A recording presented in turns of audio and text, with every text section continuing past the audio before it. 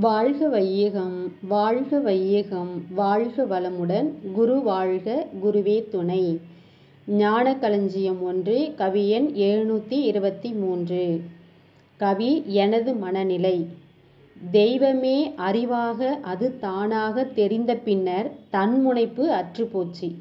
ஐயுணர்வும் அருகுணமும் நலம் விளைக்கும் அருள் அலையாய் மாறி பேரின்பமாச்சு.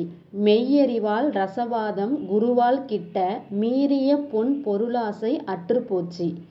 பெய்யும் மழை உணவளிக்க பேராதார பெரும்பொருளே அறிவின்ப ஊற்றாய் பெற்றேன். இந்த கவியில் சுவாமிஜியினுடைய மனநிலை எப்படி இருந்துச்சு அப்படின்னு நமக்கு ஒரு கவி கொடுத்துருக்காங்க. அதில் என்ன சொல்லியிருக்காங்கன்னா, தன்முனைப்பு அற்றால் இறைமுனைப்பு மலரும். இறைமுனைப்பு மலர்ந்தால் அந்த தன்முனைப்பு தானாக விலகிவிடும். தெய்வம் என்று எதை மதிப்பதாக பேசுகிறோமோ அதுவே அறிவாகவும் இருப்பதையும் நானாக இருப்பதையும் தெரிந்து கொண்ட பிறகு அந்த தன்முனைப்பு நீங்கிவிட்டதுன்னு சொல்லியிருக்காங்க. அதுதான் ஊறு ஒளி ஒளி சுவை மனம் என்ற அந்த 5 உணர்வுகளும் நிறைமனம் சகிப்புத்தன்மை ஈகை கற்பு நெறி சமநோக்கு மன்னித்தல் என்ற 6 குணங்களும் நன்மையான விளைவுகளையே வெளிப்படுத்தும் அருள் அலைகளாக மாறியதால் பேரின்ப நிலை எனக்கு கிட்டியது அப்படின்னு இருக்காங்க.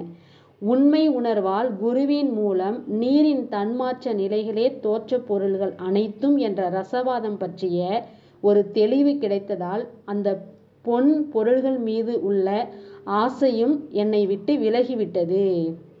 அடுத்து, பெய்யும் மழையின் காரணமாக உணவுப் பொருள்களும் விளைந்து கிட்டுகிறது. எல்லா செயல்களுக்கும் காரணமான பெரிய ஆதாரமாக இருக்கக்கூடிய உண்மை பொருளே அறிவாக இன்ப ஊற்றாக இருப்பதையும் ஆத்மானுபவத்தால் உணர்வாய் பெற்றேன் அப்படின்னு சொல்லியிருக்காங்க.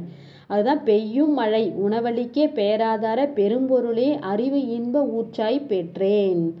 பெரிய ஆதாரமாக இருக்கக்கூடிய அந்த உண்மை பொருளே தான் அறிவாக இன்ப ஊற்றாக இருப்பதை ஆத்மானுபவத்தால் நான் உணர்வாய் பெற்றேன் அப்படின்னு சொல்லியிருக்காங்க அருள் தந்தை. வாழ்க வளமுடன்.